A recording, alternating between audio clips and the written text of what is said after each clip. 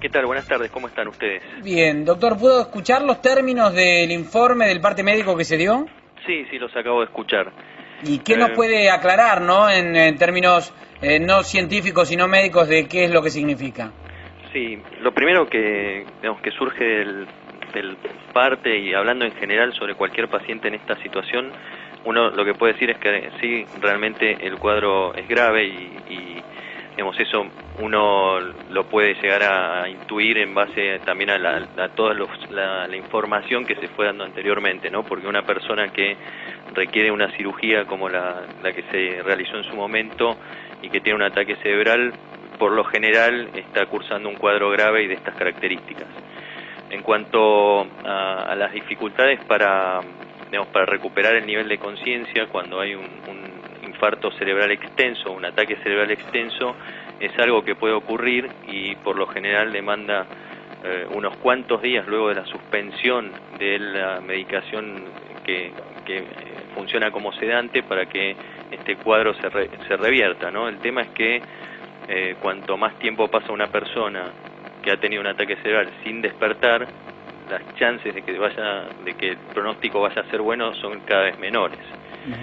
Por otra parte, las infecciones que suelen ocurrir en estos casos, nosotros tenemos que considerar que el 13% aproximadamente de los pacientes que tienen un ataque cerebral en Argentina tienen una neumonía como complicación, y si esa persona requiere asistencia respiratoria mecánica, lo que implica que a su vía respiratoria está conectado un tubo que es el que le lleva el aire impulsado por una máquina, las chances de una infección son mayores todavía, y no es ninguna sorpresa que después de todo este tiempo, más de 20 días, alguien que está en asistencia respiratoria mecánica tenga una infección respiratoria.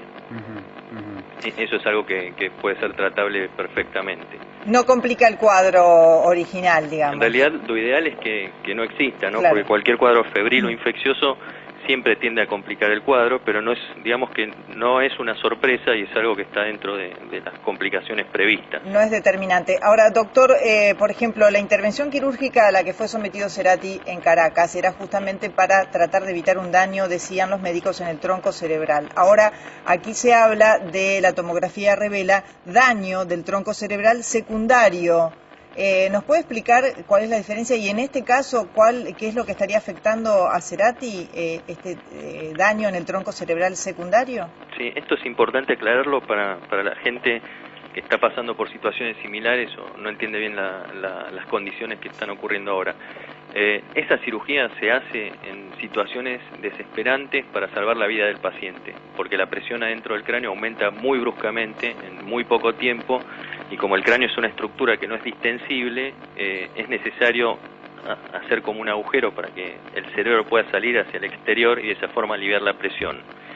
A veces esa medida tiene su efecto, que es evitar la muerte precisamente, pero las secuelas neurológicas que quedan como producto del infarto, en la mayoría de los casos no se pueden evitar, porque ese aumento de la presión es precisamente consecuencia del mismo infarto cerebral. Así que, sí. Doctor, el parte habla de infarto extenso en el hemisferio izquierdo.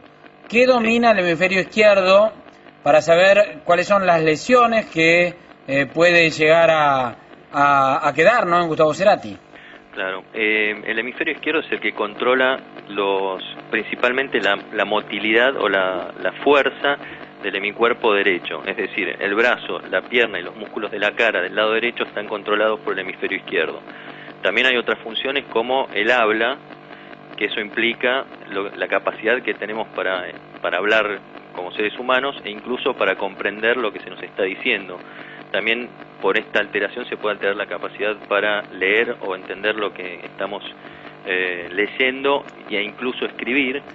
Y por otra parte, si el daño es muy extenso, no es infrecuente que se altere la visión y que uno pierda o que el paciente pierda la visión de la mitad del campo derecho, como si tuviera un telón que le tapara la mitad de un cuadro que tuviera frente a los ojos. O sea que esas son todas las funciones que en general, muy básicamente para que la gente lo pueda entender, claro, se verían alteradas con lesiones del hemisferio izquierdo. Ahora, doctor, ante este parte y la explicación que usted nos está dando, lo más grave, digamos, parece ser, o lo más complicado hoy, es que todavía permanezca inconsciente. Bien, la verdad que ese es un punto clave y ustedes lo dijeron muy claramente. Lo primero que hay que esperar o lo que hay que desear en situaciones como estas es que el paciente se despierte, que la persona empiece a recobrar su conciencia, que abra los ojos y que responda a los estímulos que va generando el entorno. Ese es el primer paso y eso es lo trascendental y es lo que uno tendría que esperar que ocurra en las próximas horas o en los próximos días cuanto antes. Después hay otro tema que es, porque puede resultar confuso para la gente que digan o que se diga que un paciente está respirando espontáneamente pero también tiene asistencia respiratoria mecánica. Sí. Para explicar esto... Si eso no lo entendemos. Claro, lo que ocurre en la mayor parte, con la mayor proporción de los casos es que una persona puede desencadenar el impulso para respirar, puede hacer el primer movimiento respiratorio, que eso es respirar espontáneamente, pero necesite del respirador, necesite de la máquina para poder completar todo el ciclo respiratorio, es decir, terminar de inspirar el aire, de meterlo en los pulmones y después expulsarlo. Eso es una modalidad de asistencia respiratoria que es mucho mejor que aquella en la que el paciente requiere asistencia completa para desencadenar un movimiento respiratorio. Claro, situación en la que estuvo también Cerati, pero mientras estuvo sedado y en coma farmacológico seguramente, ahí necesitaba de la máquina para todo la situación, para la movilidad respiratoria. Exacto, porque ¿por qué digo que es importante en una persona que está pasando por esto? Porque en el tronco, que es donde el parte médico habla que hay alguna lesión, están las funciones vitales básicas del organismo, como mantener la respiración, la circulación de la sangre, la presión arterial. Entonces, sí. Doctor, sí. no, quería preguntarle porque aparentemente después de este parte pareciera que hubo hasta un desmejoramiento desde el momento que llegó Cerati, porque al momento de llegar se dijo que en Caracas estaba con una leve mejoría, muy lenta, pero que era un proceso lento, pero hacia mejor, que respiraba por sus propios medios y afrontó un traslado de 6 horas 45. ¿Usted diría que está, en todo caso, al conocer este parte, está peor la condición de Cerati? ¿O era así al momento de salir de Caracas? La verdad que es muy difícil opinar sin haber conocido exactamente cómo era la situación cuando salió de Caracas. Lo que sí mi sensación es que tal vez ahora se conocen datos con mayor exactitud y al conocerse estos datos tal vez el efecto es como que pareciera que está peor, pero yo no creo realmente que esté peor ahora que lo que estuvo anteriormente, ¿no? Doctor Luciano Sposato, le agradecemos la comunicación y las aclaraciones con TN esta tarde. Muchas gracias. Buenas tardes. Hasta luego.